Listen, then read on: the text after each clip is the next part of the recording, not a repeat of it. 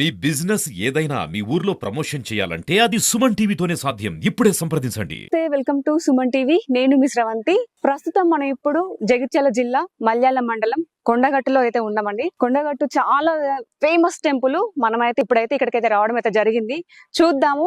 ఇక్కడ కొండగట్టు అనగానే చాలా కొన్ని సంవత్సరాల నుంచి అయితే ఈ కొండగట్టుకు చాలా మంది వివిధ జిల్లాల నుంచి అయితే ఇక్కడికైతే భక్తులు అయితే వస్తారు. ఇప్పుడు ఎండాకాలం కాబట్టి హనుమాన్ మాల వేసుకున్న భక్తులు కూడా ఇక్కడికైతే వస్తారు. చూద్దామా మనం ఈ కొండగట్టు గురించి పూర్తి విశేషాలు తెలుసుకొని మీకు చెప్పే ప్రయత్నం అయితే నేను చేస్తాను. రండి. సో చూడగానే గుట్టపైకి రాగానే మనకైతే కార్ పార్కింగ్ ఏరియా. ఇక్కడ మొత్తం కార్ పార్కింగ్ చేస్తారు.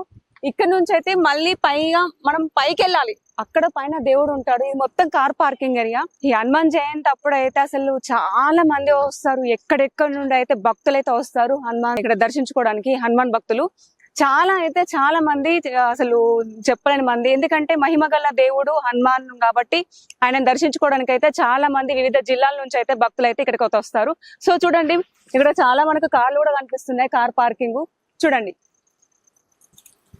అయితే మనమైతే గుట్ట మీదకి అయితే వచ్చినాము. రాగానే మనకైతే ఇక్కడ పక్కకైతే చాలా షాప్స్ అయితే మనకు కనబడుతున్నాయి.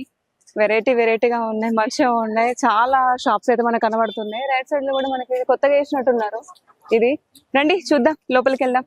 అయితే ఇక్కడ నుంచి అయితే గుళ్ళోకి ఎంట్రీ దారి. ఇక్కడ నుంచి మనం అయితే లోపలికి అయితే వెళ్ళాలి. రండి వెళ్దాం.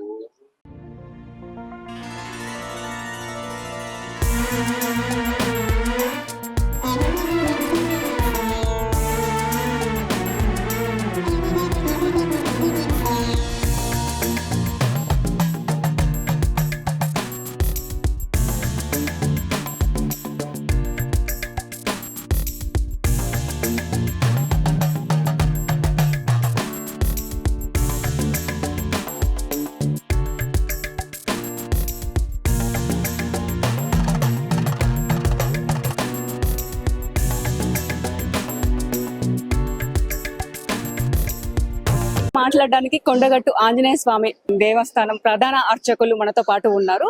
మనం అడుగుదాము ఈ ఆలయ విశేషత గురించి పూర్తి వివరాలు తెలుసుకునే ప్రయత్నం అయితే చేద్దాం. నమస్తే మంత్రులు గారు. నమస్కారం అండి. మనోజమాతోం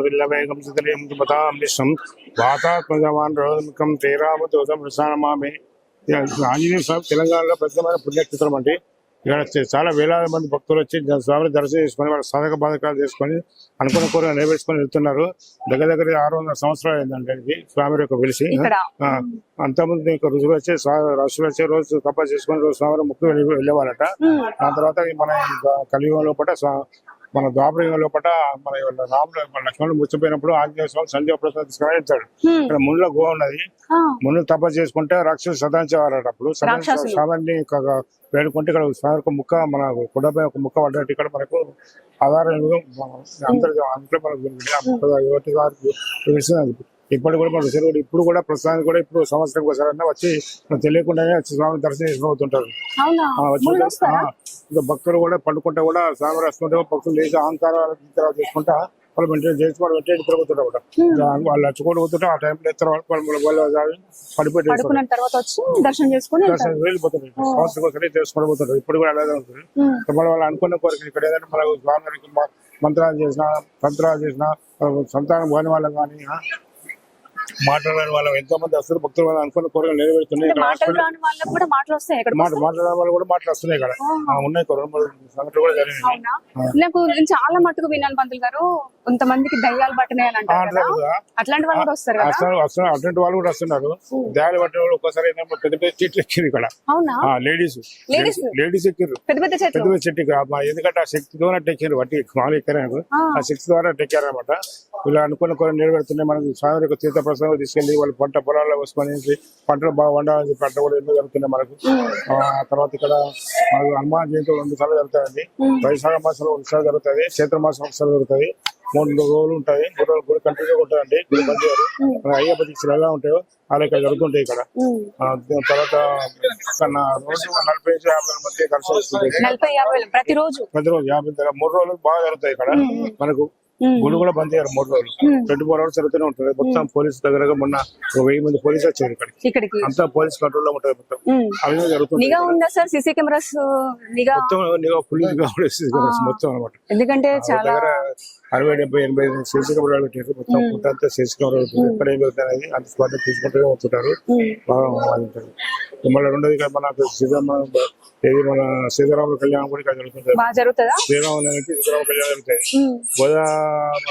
ధర్మాసంలో పట్ట 30 రోజులు రోజు పూజ జరుగుతుంటాయి. గోదావరికి ప్రతి ఒక్క అమ్మకి చీర కట్టేసి రోజు పూజ జరుగుతుంటాయి.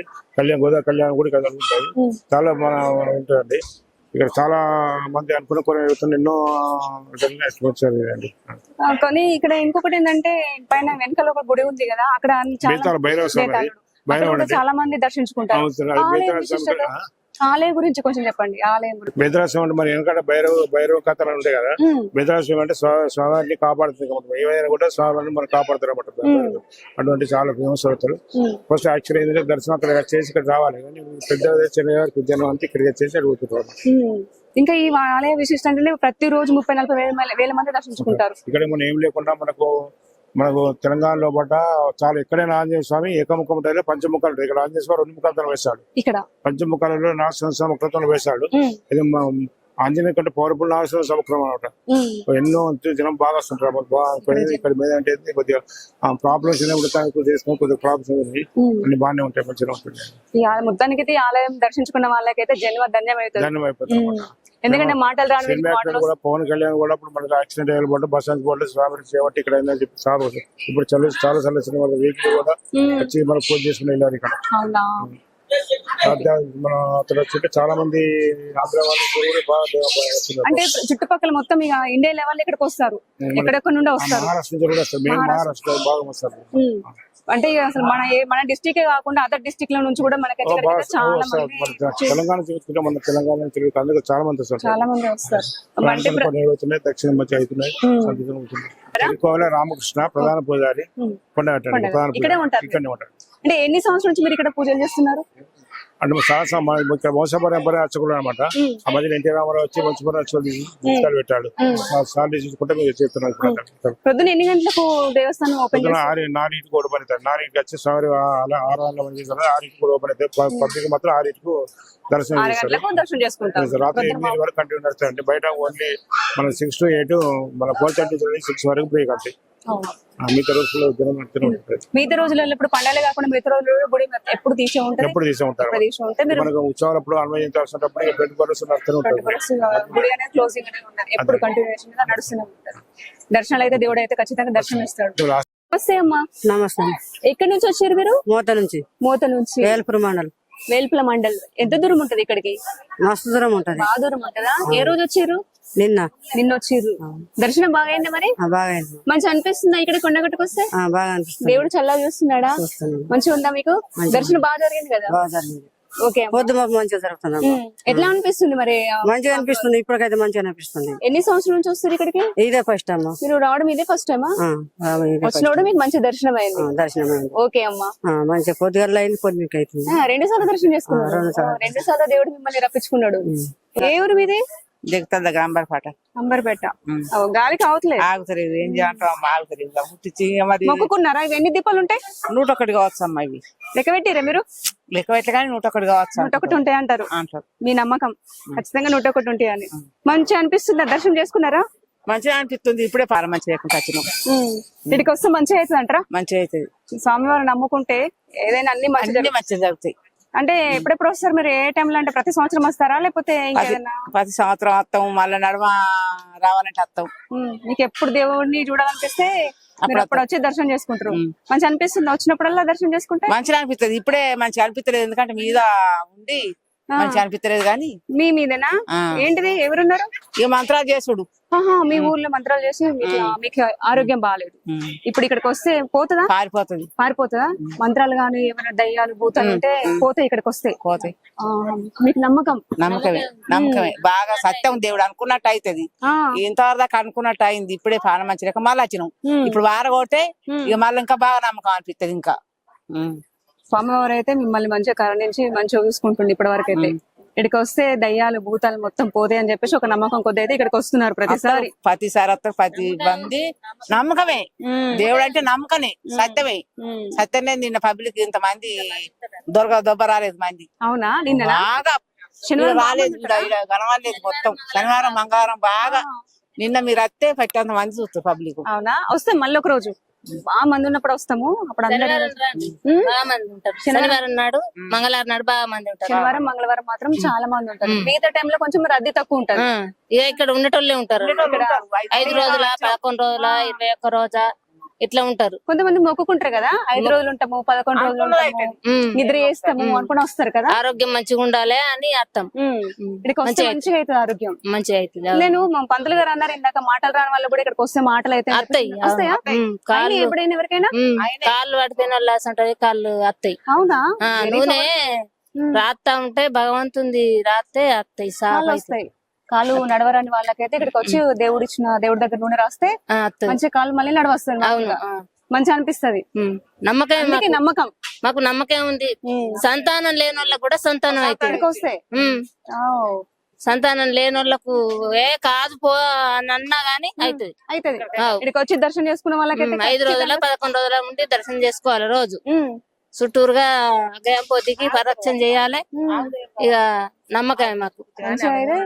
5 రోజులు 11 రోజులు మొక్కుకొని నమ్మకం కొద్ది ఉంటే మాత్రం ఖచ్చితంగా సంతానం కాని వాళ్ళకు సంతానం అవుతుంది. నమ్మకమే. ఏ ఊరు మీది? మాదా అంబర్పేట. అక్కడ నుంచి వచ్చిర్రు? ఇక్కడ జగిత్యాల దగ్గరనే. దగ్గరేనా? అంబర్పేట అంటే నేను హైదరాబాద్ అంబర్పేట. జగిత్యాల దగ్గరనే. ఇక్కడ అంబర్పేట అంటే మీరు దగ్గరే కాబట్టి మీరు ఎప్పుడంటే అప్పుడు దర్శనం చేసుకోవచ్చు కదా. మీకు ఎప్పుడు స్వామి వారిని చూడాలనిపిస్తే మీరు అప్పుడు వచ్చి దర్శనం చేసుకుంటారు. పుట్టినరోజులకు పెళ్లి రోజులకు వస్తారు. ప్రతిసారి మీరు చిన్న చిన్న ఫంక్షన్స్ గానీ ఈవెంట్లకు గానీ ఇక్కడికి వస్తారు, దర్శనం చేసుకుంటారు. మంచి అనిపిస్తుంది. మరి మంచిగానే అనిపిస్తుంది. మాకు నమ్మకం ఉంది దేవుని మీద. ఈ దేవుడి మీద మీకు నమ్మకం ఉంది. వాళ్ళకి కూడా కొడుకు బిడ్డ పుట్టిర్రు. నా కొడుకు పుట్టిండు. ఈ భగవంతుడు మాకు మాకు కులదైవం ఈయన హనుమాన్. మా కులదైవం మా పేరట. మాకైతే మాకు సొంతంగా మాకైతే కులదైవం మాకు భగవంతుడు. మేము నమ్మకం ఉంది మాకు అంజన్న అంటే. ఇక్కడైతే మనకైతే ఇక్కడ ఓం కనిపిస్తుంది, ఓంకారం. దాని చుట్టూ దీపాలు అయితే పెట్టారు, కానీ గాలికైతే అసలు అవి ఉండడం లేదు. ఈవినింగ్ టైంలో ఇప్పుడు గాలిరామ్ టైంలో ముట్టిస్తే ఉంటాయి, ఎందుకంటే చెట్టు కిందనే ఉంది కాబట్టి చాలా విపరీతంగా గాలి వస్తుంది కాబట్టి అయితే దీపాలు అయితే అవి వెలగట్లేదు. చూడండి చాలా చక్కగా అద్భుతంగా ఉంది. అలాగే రాగి చెట్టు చూడండి ఎంత పెద్దగా ఉందో. రాగి చెట్టు చాలా నీడను కూడా ఇస్తుంది.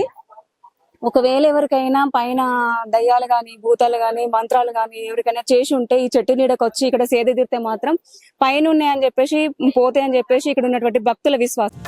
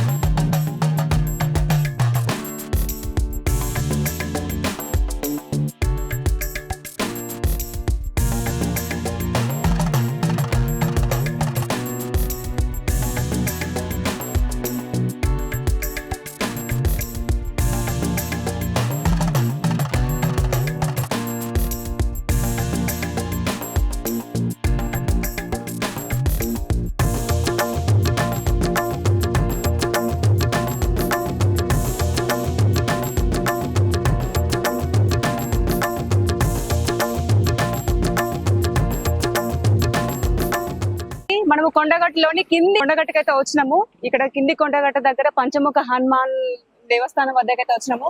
సో చూడండి ఎంత బాగున్నాడు అసలు దేవుడు.